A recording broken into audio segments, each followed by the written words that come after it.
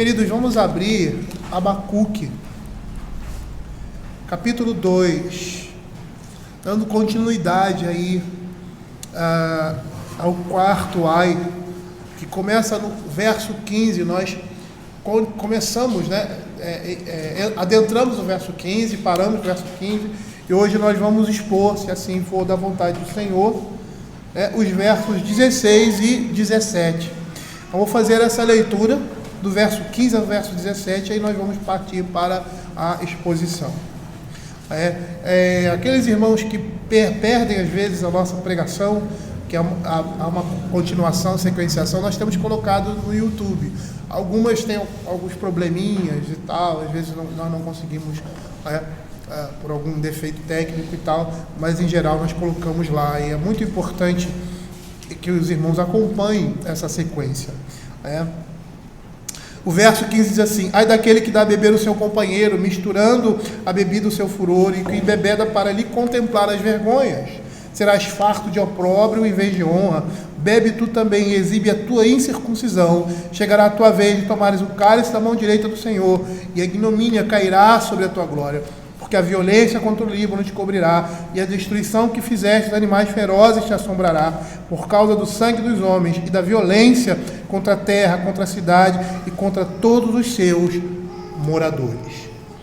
Na semana passada nós terminamos ali, o verso 12 a 14, e adentramos no verso 15, e nós vimos nesse verso aqui uma coisa bastante interessante, que simplifica todo o verso: o prazer e o propósito que Babilônia tinha em envolver outras pessoas no seu pecado, em embriagá-las na sua própria podridão. E eles faziam isso também com um objetivo de se aproveitar dessas pessoas. Como o texto diz aqui, expor as suas vergonhas. E nós vimos todas as implicações que esse verso nos traz. Citamos ali, e fizemos essa ponte, porque essa ponte é tão natural, com o Apocalipse, com a Babilônia do Apocalipse, que remete a esse momento aqui e a essa cidade, uma cidade que é considerada, chamada mãe de meretrizes de prostituição. E nós vimos que essa é a figura de uma cidade, e que parece que no final dos tempos nós teremos uma cidade que tenha essa mesma característica, mas na realidade representa esse mundo. Representa esse mundo. E nós vivemos como o povo de Deus lá viveu nesse meio, no meio da profanação, no meio da prostituição, no meio da idolatria. E precisamos não nos contaminar com essas coisas. E como lá o povo no Velho Testamento ali, no exílio, foi protegido, foi guardado por Deus, e não só isso, foi instrumento de Deus para dar a conhecer àquelas nações a glória de Deus, o seu poder, por meio do seu povo.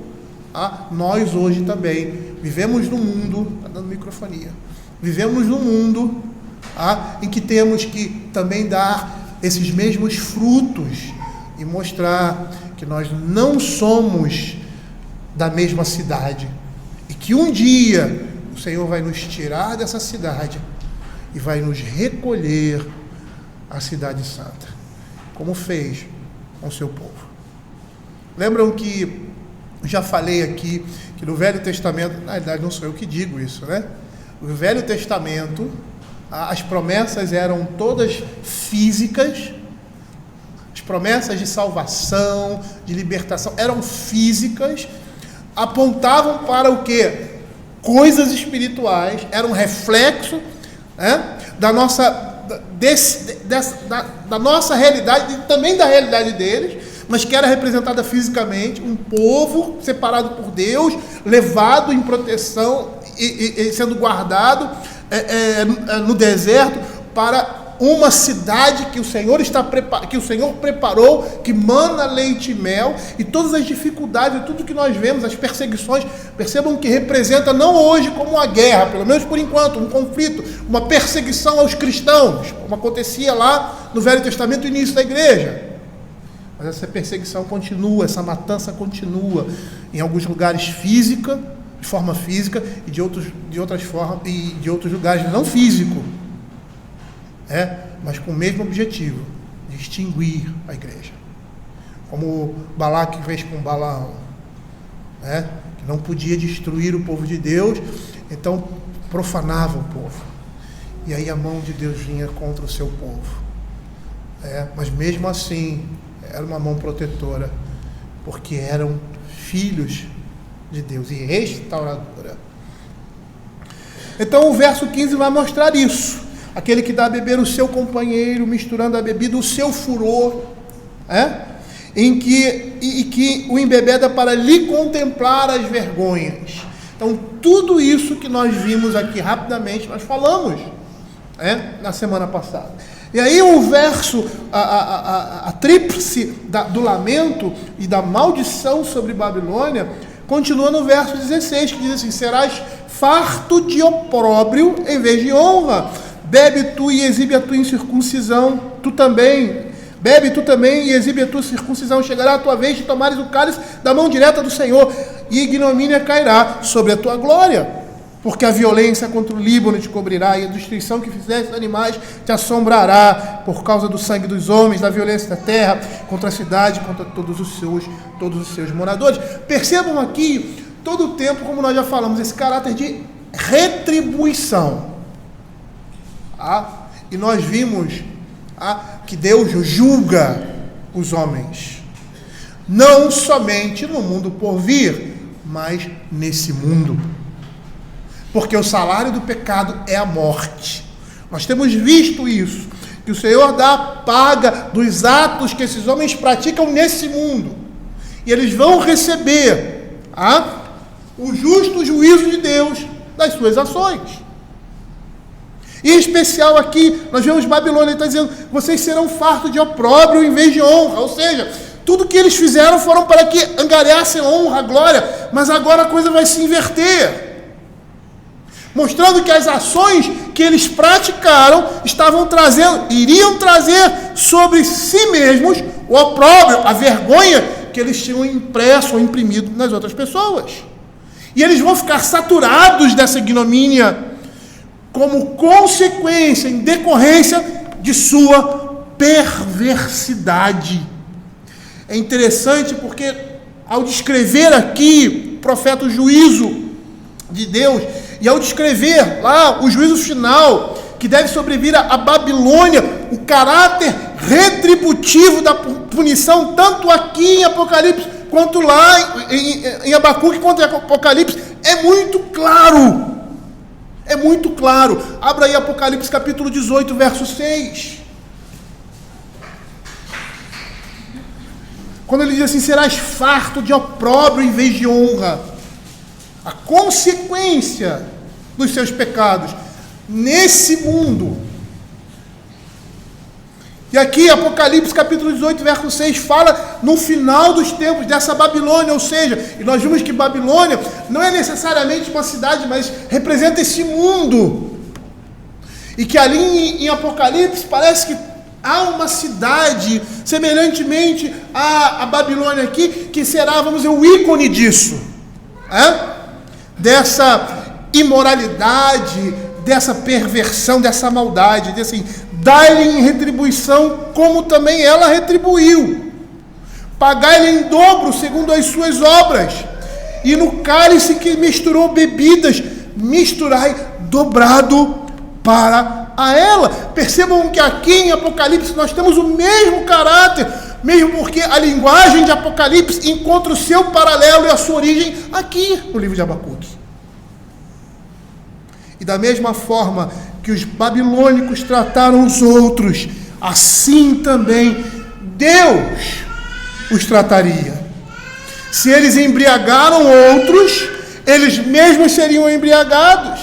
Se trouxeram afronta e desonra a outros povos pela atividade sexual depravada, porque isso acontecia lá, Deus iria envergonhá-los diante de todas as nações como paga dos seus pecados, como a mãe das meretrizes, como punição apropriada e medida por tentarem corromper os seus vizinhos. Babilônia ficará coberta de vexame, de vergonha. Matthew Henry faz um comentário interessante a respeito disso. Ele diz assim: ele coloca o copo da embriaguez na mão do próximo, o copo do furor, o copo do tremor, o cálice da mão direita do Senhor será dado a ele. O poder de Deus será derramado contra ele. E é interessante nós percebermos o cálice que havia circulado entre as nações para tornar essas nações uma assolação. Por quê? Por causa dos seus pecados, ou como a linguagem da Escritura diz, um espanto e assobio por meio de quem? De Babilônia, que os tinha feito tropeçar e cair, para não se levantarem mais, agora seria lançado sobre a própria Babilônia. E não só Abacuque profetizou isso, Jeremias também profetiza isso. Eu não estou bem certo agora, nós falamos isso no início, mas Jeremias e Abacuque, eles são contemporâneos. Ezequiel, então eles vivem ali nesse mesmo período. Esse mesmo período. Esse período de anterior e o período da própria domínio, babilônico ali. Olha o que Jeremias capítulo 25, verso de 15 a 18 e 26 e 27 dizem. E aí o Senhor está se dirigindo ao seu profeta. Diz assim: porque assim me disse o Senhor, Jeremias 25, 15, até o verso 18. O Deus de Israel: toma da minha mão este cálice do vinho do meu furor, e darás a beber dele todas as nações às quais eu te enviar. Eu já falei sobre esse tipo de linguagem, a questão do vinho aí. Vinho representa sangue, representa juízo também. Beber o cálice, beber o vinho, significava juízo também. E darás de beber a todas as nações às quais eu te enviar, para que bebam e tremam e enlouqueçam por causa da espada que eu enviarei por meio delas. A ideia dessa bebida aqui é de embriagar. Uma pessoa que bebe e se embriaga, ela se torna completamente indefesa. Recebi o cálice da mão do Senhor e dei a beber a todas as nações às quais o Senhor me tinha enviado, a Jerusalém, às cidades de Judá, aos seus reis, aos seus príncipes, para fazer deles uma ruína, objeto de espanto, de assobio e maldição, como hoje se vê. Olha o verso 26 a 27, continuando essa profecia de Jeremias. Ele diz assim: a todos os reis do norte, os de perto e os de longe, um após outros, e a todos os reinos do mundo sobre a face da terra, e depois de todos eles, o rei de Babilônia. Por que esse cálice estava sendo derramado? Porque a ira do Senhor Deus estava se derramando sobre eles. Porque o Senhor já não suportava mais os seus pecados. E percebam que o limite de Deus com a sua igreja, ele é mais, vamos dizer assim, mais fino. Não que com os outros não seja. É como você, pai. Você vê, por exemplo, o filho de um amigo, de alguém, fazendo determinadas coisas, você sempre eu não estou dizendo que Deus é assim. É só para fazer uma comparação. Você sempre é o quê? Você retarda em chamar a atenção. Por quê? Porque não é seu filho. Mas quando é seu filho, se você é um pai amoroso, um pai que se importa, o primeiro errozinho, você vai lá e pega ele. Essa é a reclamação de muitos crentes, O próprio Asaf diz isso. O Salmo lá 73 diz isso, dizendo. Quando ele reclamando diante de Deus por causa disso, os ímpios parecem que estão à vontade, vivendo da forma... Mas nós não podemos cometer qualquer deslize e o Senhor vem e nos pega pela mão. Isso demonstra o amor e a graça de Deus. Porque é a nossa vida que está em jogo. É a nossa eternidade. E nós somos filhos. Qual é o pai que vê o filho se encaminhando por um abismo e não corre desesperadamente para salvá-lo?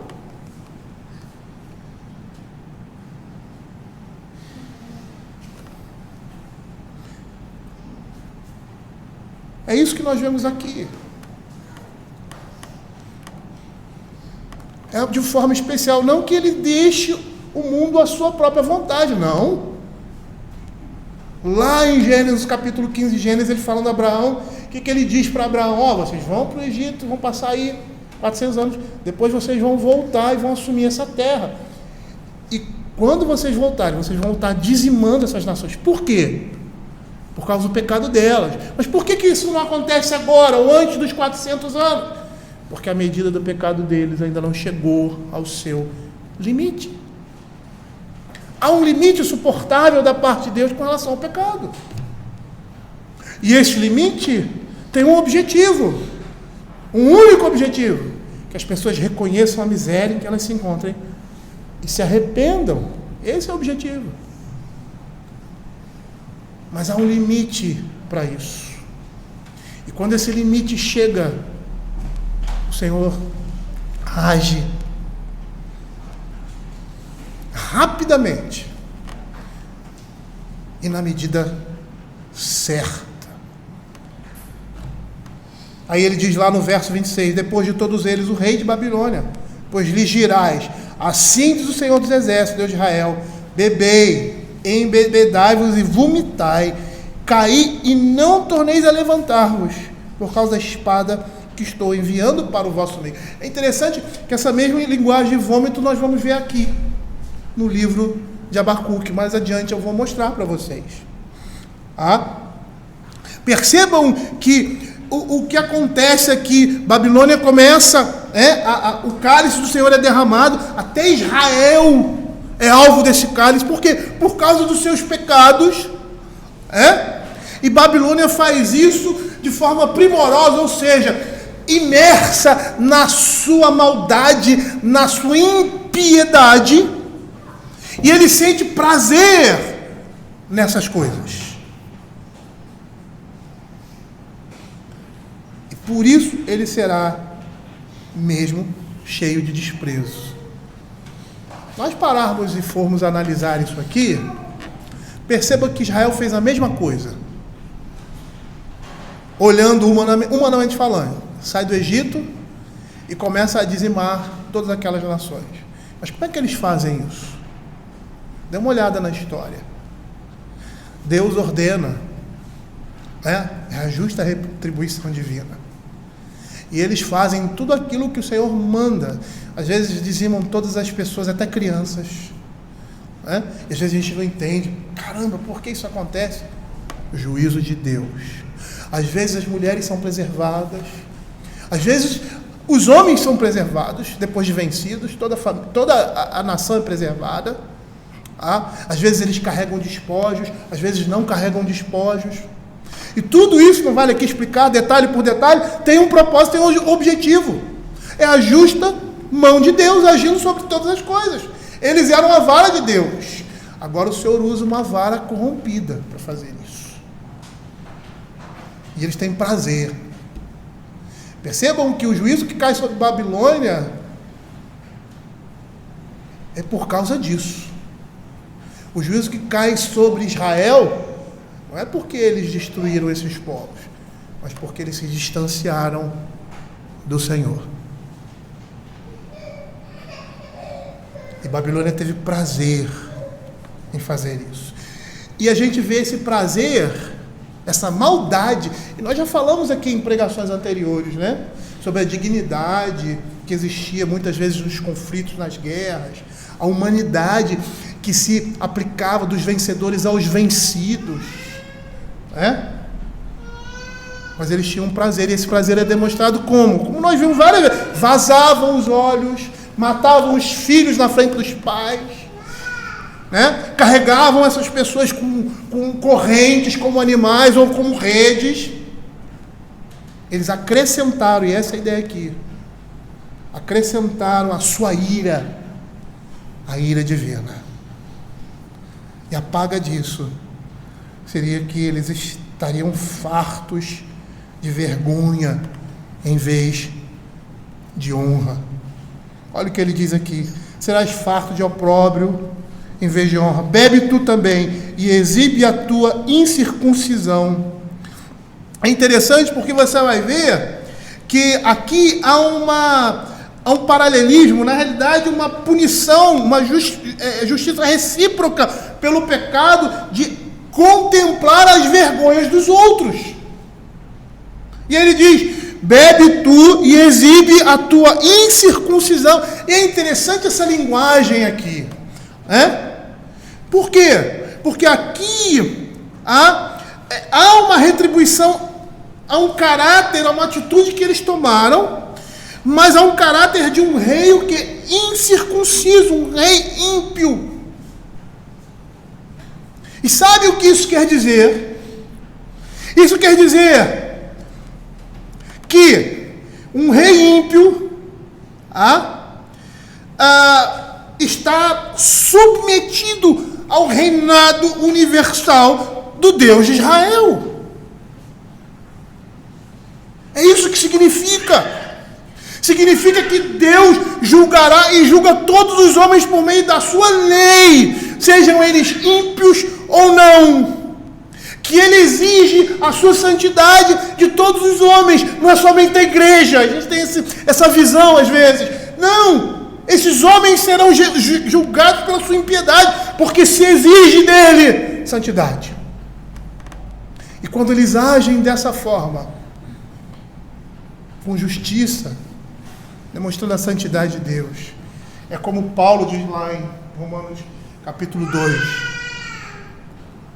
verso 14 e 15, mostram a lei de Deus gravada no coração dos homens.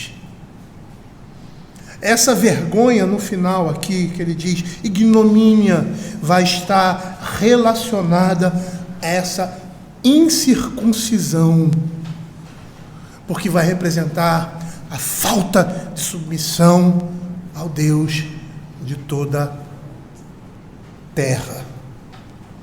É algo que eu vou falar aqui mais adiante. Quando a lei de Deus deixa de permear a vida em sociedade, os homens se tornam como animais. São bestas feras. Esse dia eu estava conversando com Alfredo e com Simone. Ele tem feito umas lives. É live? Isso. Sempre me confundo. Sobre os 10 mandamentos e o comunismo. Muito bom. Muito bom. Porque o que eu falei para você, a questão que rola hoje, não é ideologia política. É uma ideologia política contra o Evangelho. Essa é a realidade. Essa é a realidade. Nós não estamos lutando contra uma ideologia política, nós estamos lutando contra o inferno. E quando as leis de Deus elas são tiradas, aquelas leis que influenciam a sociedade, o homem se torna o quê? Um animal. Estúpido. Nessa conversa que nós tivemos, o Alfredo diz que quando vai ter que fazer algum formulário, aí tem lá masculino, feminino, né? E aí ele disse que existem 23, eu já sabia disso, 23 qualificações para a sexualidade hoje. Não é mais masculino e feminino. Eu não lembro de todas elas. 23. O que isso representa? Quando você diz que uma pessoa do mesmo sexo pode se casar, pode ter um relacionamento conjugal, até mesmo com animais, Pessoas se casando com animais. Que isso? Bestialidade. Por quê? Porque a lei de Deus está sendo suprimida. Está sendo suprimida. E isso é tão claro, a intenção desses homens, que esses dias um ministro do Supremo Tribunal Federal estava querendo colocar ali, proibindo pessoas religiosas assumirem cargos públicos. Um padre e um pastor não pode assumir um cargo público sem deixar a sua função. É como os militares. Se você quer assumir um cargo público, você é afastado e passa a não receber salário. Eu tive um amigo meu que estava se candidatando a deputado em Roraima e ele teve que se afastar e não recebeu salário. Ele teve que pedir uma licença, não sei como é que funciona. Agora, um homem dizer que religiosos não podem... Eu sou religioso, você é religioso. Todos nós somos religiosos. O que ele está dizendo? E esse homem é de ideologia comunista. Aí você acha que é política?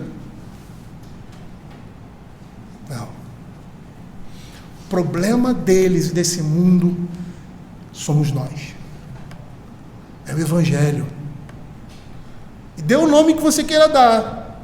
A luta sempre será essa. Sempre será essa. Todas as vezes que o Evangelho está sendo retirado, ou princípios da palavra de Deus estão sendo retirados, nesse mundo, eles estão trazendo juízo para si. E esse juízo vem. Esse juízo vai vir. Vai vir. Por isso nós temos que lutar com as armas que nós temos. O nosso testemunho. Com o Evangelho permaneça. Porque senão teremos que fazer isso de forma clandestina. Ou como muitos outros países que tem por aí. Que são perseguidos por causa do Evangelho. Na China, recentemente, não sei se foi recentemente, mas tiraram todas as cruzes das igrejas. Estão fechando todas as igrejas. Não é política. É espiritual. Não se engane. Não se engane com isso. E aí ele diz assim: serás farto de opróbrio em vez de honra, bebe tu e exibe a tua incircuncisão. Chegará a tua vez de tomares o cálice da mão direita do Senhor. Percebam a linguagem, o profeta que está descrevendo o cálice do Senhor que está girando em torno das nações. E é isso que tem acontecido. Babilônia tinha sido um instrumento da parte de Deus para distribuir esse vinho condenatório do Senhor entre as nações. Esse cálice estava sendo derramado. Se nós abrimos Jeremias, e nós vamos abrir muitos textos, mais 2 textos em Jeremias, capítulo 51, verso 7, olha o que ele diz. Babilônia era um copo de ouro na mão do Senhor, o qual embriagava a toda a terra do seu vinho, beberam as nações, por isso enlouqueceram. Juízo de Deus. Até com as perversões, ou seja, com essa mãe meretriz que faz com que os seus filhos se prostituam, até isso, o pecado deslavado era juízo de Deus. Paulo diz isso em Romanos capítulo 1. Porque eles desprezaram o conhecimento de Deus. Por isso Deus os entregou. Ou seja, eles estão agora se envolvendo na sua própria imundícia e trazendo sobre si destruição, porque o salário do pecado é a morte. A própria Jerusalém, no contexto de Jeremias, como nós vimos, haveria de receber o cálice do furor da mão de Deus. Lá nos versos 17 e 18 do capítulo 25, como nós já lemos. Recebi o cálice da mão do Senhor, Jeremias 25, 17 e 18. e dei a beber a todas as nações a qual o Senhor me tinha enviado, a Jerusalém, a cidade de Judá, aos seus reis, aos seus príncipes, para fazer deles uma ruína, objeto de espanto, de assobio e maldição, como hoje se vê. Por quê? Por causa do pecado. Se a própria chamada cidade de Deus, chamada pelo nome de Deus, iria provar deste fel, quanto mais as outras nações, que também merecem esse juízo. E aí, nesse contexto, eu me lembro da epístola de Pedro, quando ele fala que se Deus julga o seu próprio povo, ele não julgará também os ímpios. Abra aí 1 Pedro capítulo 4, 17 e 18, é interessante o contexto desse livro, desse capítulo, porque ele vai falar para que eles não fiquem, a epístola de Pedro, para que eles não fiquem assustados com o que vai acontecer, como se o fogo estivesse caindo sobre a igreja. Não! E ele espera o quê? Ele espera que nós, diante de toda essa impiedade, estejamos agindo com o quê? Santidade. Não se espera de um crente reagir a essas coisas de forma ímpia. E aí ele diz que aqueles que estão sendo injustiçados por causa do Evangelho, eles receberão um galardão. Esse é o propósito de Deus. É o propósito de Deus. Olha o que diz: porque a ocasião de começar o juízo pela casa de Deus é chegada. Ora, se primeiro vem por nós, qual será o fim daqueles que não obedecem ao Evangelho de Deus? E se é com dificuldade que o justo é salvo, onde vai comparecer o ímpio? Sim, o pecador.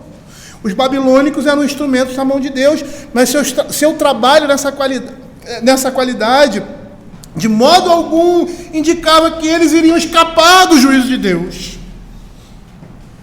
Lá em Jeremias capítulo 51, versos de 8 a 10, ele diz assim: repentinamente caiu Babilônia e ficou arruinada. Lamentai por ela, tomai bálsamo para a sua ferida. Porventura sarará? Queríamos curar Babilônia, ela porém não sarou. Deixai-a, e cada um vá para a sua terra, porque o seu juízo chega até o céu e se eleva até as mais altas nuvens. O Senhor trouxe a nossa justiça à luz. Vinde e anunciemos em Sião a obra do Senhor nosso Deus. É interessante que quando a palavra de Deus diz que o juízo vem, ele diz assim: vocês que santos, saiam. Saiam. Você vê isso lá em Mateus capítulo 24. Está vindo, desce do eirado, está em cá, foge.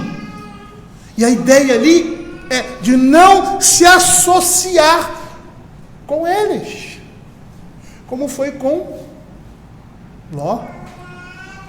Saia da cidade. E apesar de certa forma ele ainda estar preso àquilo ali, ele vai embora e o juízo vem. Porque se ele não fosse embora, se ele permanecesse como sua mulher, que fugiu, mas o seu coração estava dominado por aquela cidade, ela permaneceu lá. Ela saiu de Sodoma, mas o seu coração ainda estava lá. E ela foi consumida. Ela foi consumida. Essa é a ideia, é sair desse mundo ainda estando aqui. É não estar participando, para que você também não participe da sua o quê? Do seu o quê? Do seu juízo. Muitos crentes estão redondamente enganados. Redondamente enganados. Tendo uma falsa esperança. Certa vez, conversando com uma pessoa, estava em pecado. Pastor, né? É o que muitas vezes nós fazemos, orientar as pessoas.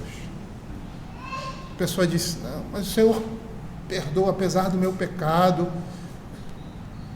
O Senhor sabe das minhas dificuldades, o Senhor perdoa o meu pecado. E aí eu vou continuar assim, porque o Senhor entende.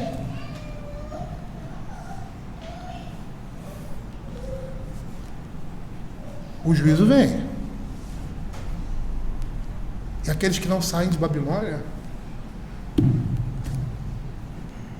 recebem esse mesmo juízo. É por isso que o apóstolo Paulo, lá em Romanos 12, que ele diz: mudem a mente de vocês, transformem a mente de vocês. E aí eu vou dizer o que o texto não diz, mas o que ele diz implicitamente. Porque se vocês não transformarem a mente de vocês, vocês não vão desfrutar de uma vontade de Deus que é boa, agradável e perfeita. E quando Paulo fala isso, que nós devemos mudar a nossa mente,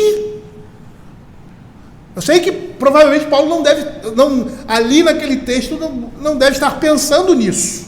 Mas provavelmente a mente dele é muito mais extensa do que a minha. E por mais que aquele livro de Apocalipse não tivesse sido escrito ainda, provavelmente ele tinha na mente o que João fala da marca da besta. Que é o quê? Uma marca na testa e na mão.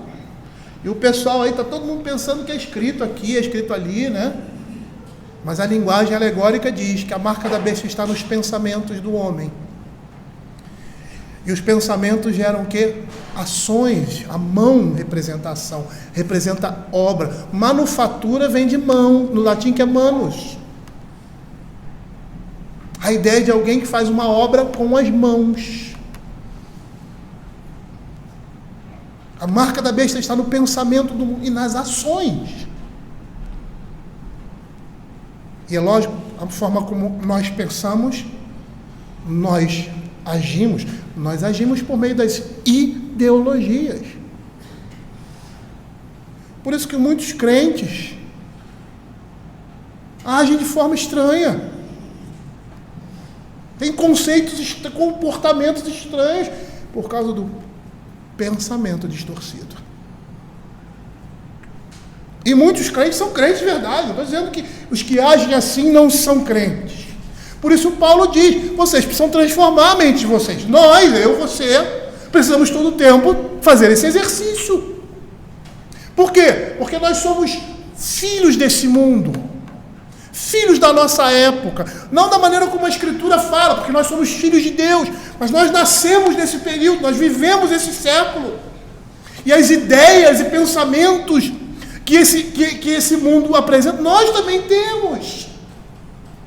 E como homens naturais precisamos reformular isso por meio do quê?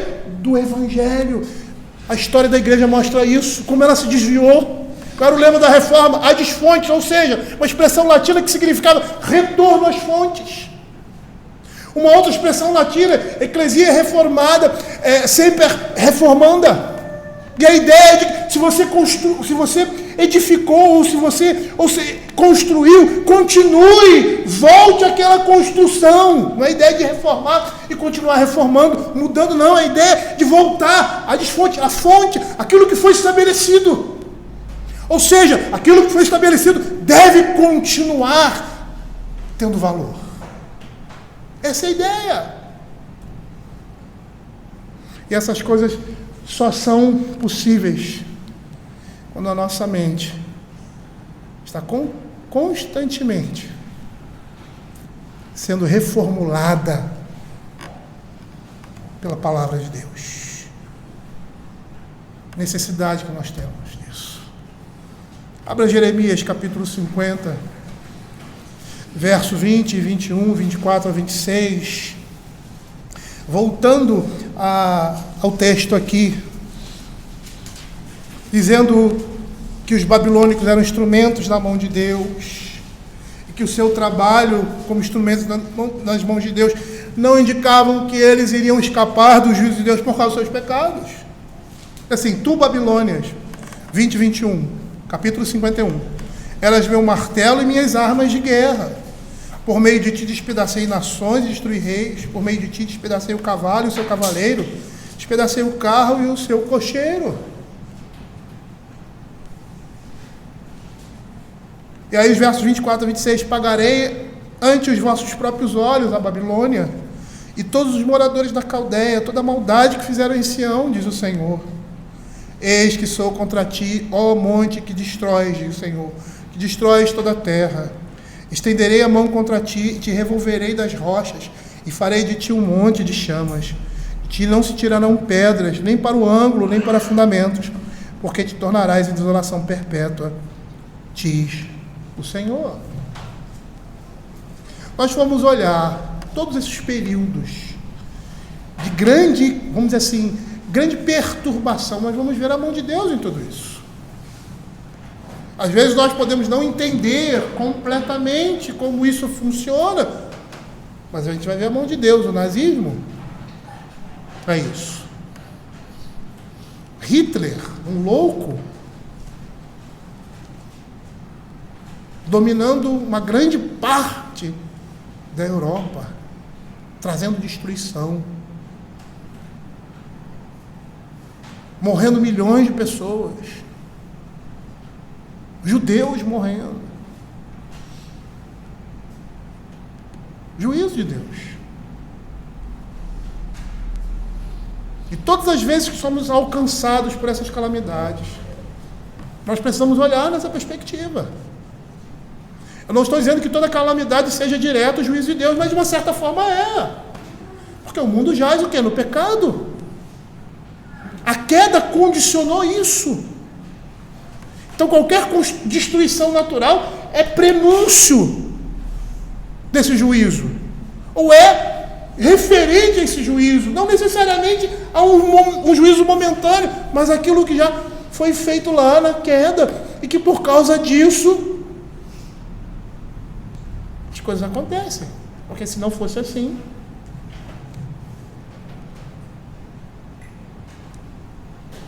não vou traçar aqui a Segunda Guerra e quais são os motivos. Nem pensei sobre isso. E a gente precisa refletir sobre isso. Mas com certeza foi juízo sobre esse mundo. Foi juízo sobre a Alemanha. Foi juízo sobre os judeus. Foi juízo sobre as nações. E as guerras e conflitos demonstram isso. Porque o homem se levantando contra si mesmo. E por que o homem se levanta contra si mesmo? Por que o homem destrói e escraviza a sua própria espécie?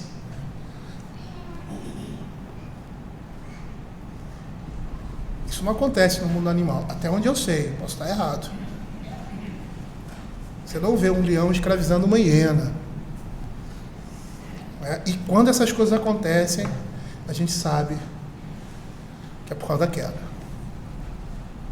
Porque o reino de Deus é um reino de paz, até mesmo entre os animais.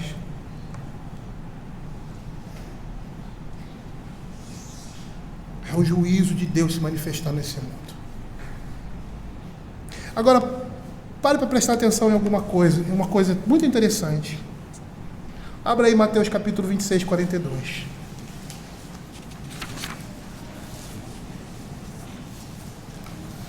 Quando Cristo fala do cálice que o Pai lhe dera, ele reproduz essa mesma imagem assombrosa aqui e de Apocalipse. Olha o que diz o verso 42 do capítulo 26 de Mateus: tornando a retirar-se, orou de novo dizendo: meu Pai, se não é possível passar de mim esse cálice sem que eu beba, faça-se a tua vontade. A ira de Deus que está sendo manifestada aqui em Abacuque sobre os filhos de Deus, sobre o povo de Deus, a ira de Deus que está sendo representada lá em Apocalipse, é essa ira aqui de Deus contra o pecado, vergonhoso do gênero humano, que encontra manifestação consumada no derramamento do juízo de Deus sobre o seu filho, o seu próprio filho, em favor de nós. Esse juízo é uma realidade bíblica que encontra uma expressão admirável quando Cristo, o Filho de Deus, sofreu em nosso lugar, bebendo o cálice do furor da ira de Deus. O verso 15 tem uma expressão interessante, que eu já citei anteriormente, o que ela significa, quando ele diz assim: misturando a bebida o seu furor. É que naquele caso, ele está se referindo aqui ao furor pessoal que Babilônia acrescenta ao vinho da ira de Deus. E no Apocalipse, Babilônia surge como um símbolo que envolve a perversidade entre as nações. Ela faz com que todas as nações bebessem do seu vinho enlouquecedor. Olha o que diz Apocalipse capítulo 14, verso 8. Seguiu-se outro anjo, segundo dizendo, caiu a grande Babilônia, que tem dado a beber a todas as nações o vinho da fúria da sua prostituição. E qualquer um que tenha participado dessas perversões beberá o vinho do furor da ira de Deus, que foi derramado no cálice da sua ira, na pessoa de Cristo. E aí entra aquela ideia de propiciação, né? Porque o juízo de Deus passando por sobre a casa do povo de Deus. Porque eles estavam cobertos pelo sangue de Cristo, o sangue do Cordeiro. A consequência, a ignomínia cairá sobre vós. A consequência desse juízo divino será a depravada ignomínia que irá substituir a glória deles. E mais uma vez aqui, Abacuque é primoroso nas suas palavras. A tradução para a palavra ignomínia no hebraico é kikalon, que significa ser opróbrio e vergonha. O sentido é algo desprezível. E esse vocábulo só acontece aqui em Abacuque. Essa palavra só acontece aqui. E é uma palavra que foi composta por 2 outros vocábulos. Abacuque poeticamente faz um trocadilho com a junção dessas palavras para intensificar o conceito de desgraça a ser experimentada pelos caldeus. A primeira sílaba dessa palavra seria aqui uma forma substantivada de um verbo também, da mesma forma, que significa vomitar, expelir. A segunda seria um substantivo derivado do verbo calau, que significa ser insignificante, ser desprezível. O que o poeta faz aqui é a mesma coisa que ele fez lá no capítulo 2, verso 6, com penhores e montão de lama. Abtite, que seria penhores, abtiite, montão de lamas. Ele junta a palavra e ela tem um outro significado. Aqui é o mesmo sentido. E a palavra pode ser vergonha, que calon, ou vômito da sua vergonha, vômito da sua desgraça. Um recurso estilístico usado em poesias. E o que nós temos aqui no livro de Abacuque, não só no verso 3, mas todo o livro, ele é escrito de forma poética. Portanto, a ideia seria dizer que os caldeus jazem bêbados e despidos, imersos em seus próprios vômitos. A ignomínia cobrindo a glória. E para você ter uma imagem do que significa, eu vou trazer aqui uma comparação de uma coisa que acontece muito na nossa época. Imaginem um homem ou uma mulher, belos, bem vestidos, distintos, com toda a pompa, cheio de luxo, indo a uma festa, uma celebridade apresentando todo o seu brilho na sua roupa e na sua elegância. No decorrer da festa, o que acontece? Bebida em excesso, se embriaga, começa a falar besteira, se comportar mal, de forma vergonhosa, e ao final da sua bebedeira, ao final da festa, aquela pessoa está sendo deitada no chão, inconsciente, e ao seu lado, e em toda a sua roupa, vestígios de vômito, por todo o seu corpo. Ela vomitou e caiu em cima do seu vômito. Essa é a ideia aqui em Abacuque. Ignomínia cairá sobre a tua glória. Essa inversão da glória por vergonha, ela encontra expressão na Escritura, principalmente nos livros de sabedoria do Antigo Testamento. Abram Provérbios capítulo 3, verso 35.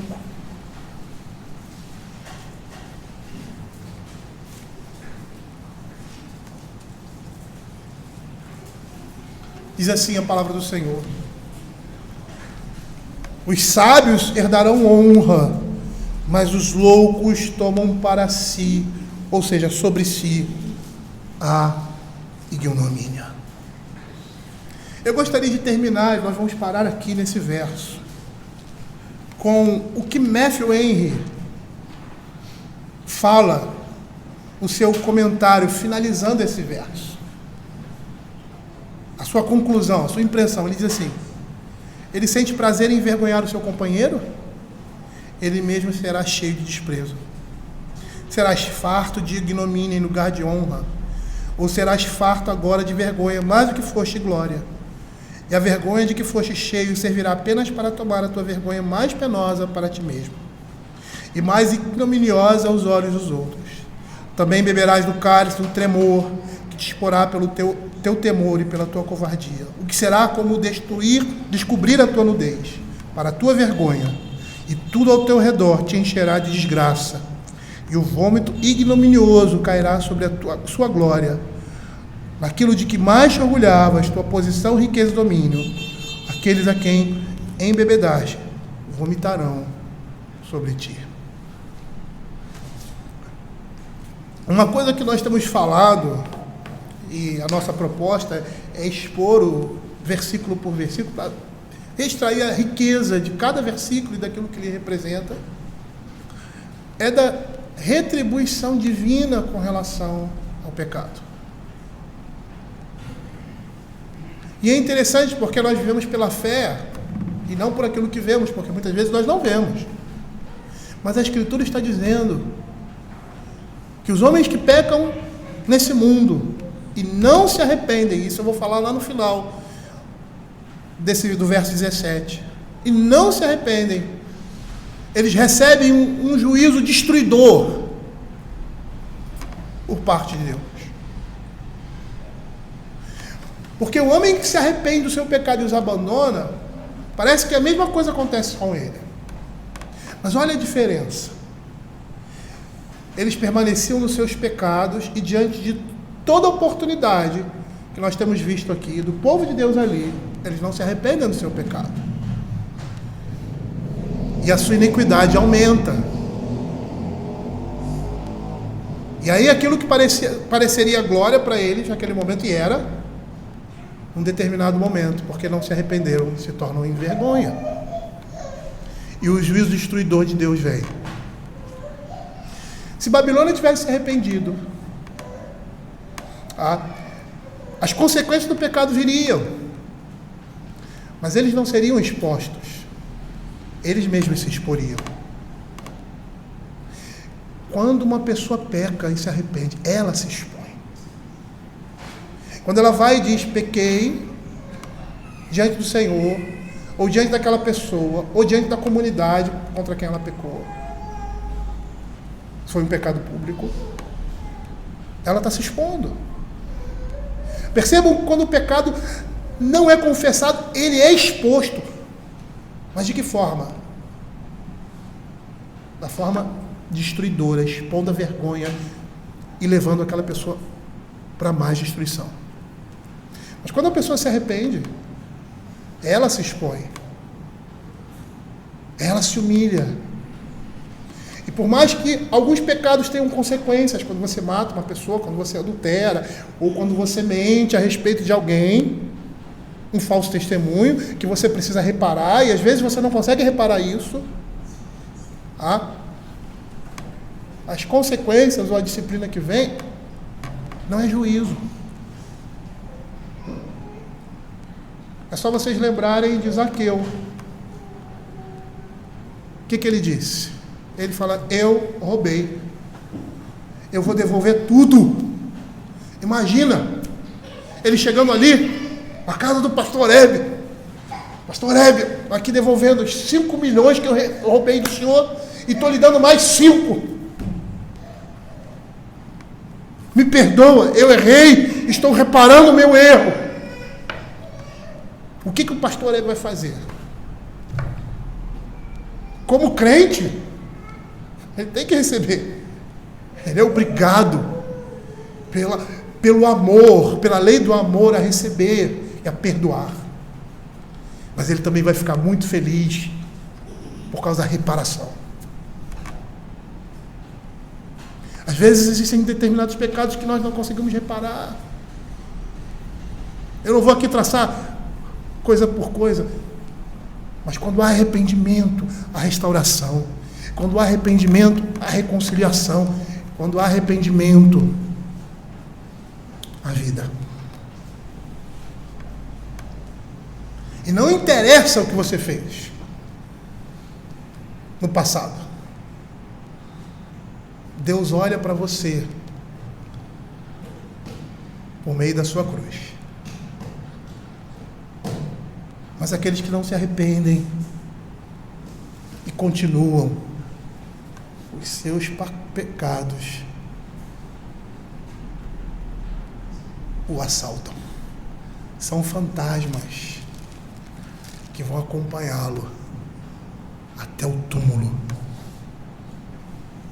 e até os confins do inferno.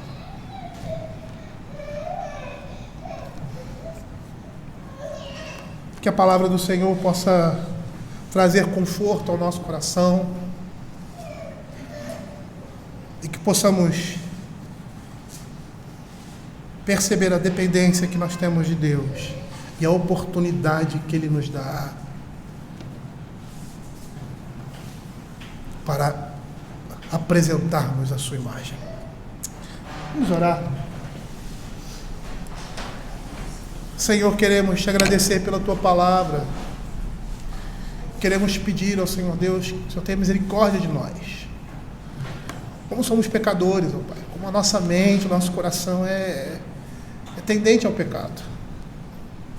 Por isso, Senhor Deus, queremos contar, ó Pai, com a tua graça, com a tua misericórdia, para exercitarmos a nossa mente, o nosso coração na tua palavra. Para não nos esquecermos, ó Pai, seja em que circunstâncias forem, que o Senhor é o nosso Senhor e que o nosso coração deve estar tranquilo e buscar refúgio por meio da oração no colo do Senhor. Como o Salmo de Davi, que diz que como criança ele se acalma, contém o seu ímpeto, a sua alma, como se estivesse sendo acalentado no colo do Senhor, como uma ama faz com uma criança. Senhor, tem misericórdia de nós, ó Pai, nos ajuda nessa caminhada tão difícil, mas certa para nós, para o Reino Eterno. Fica, Pai, com o teu povo, nos alimenta com a tua palavra e nos prepara para tempos difíceis, nos dá coragem. Senhor Deus, perseverança é o que nós pedimos em nome de Jesus. Amém.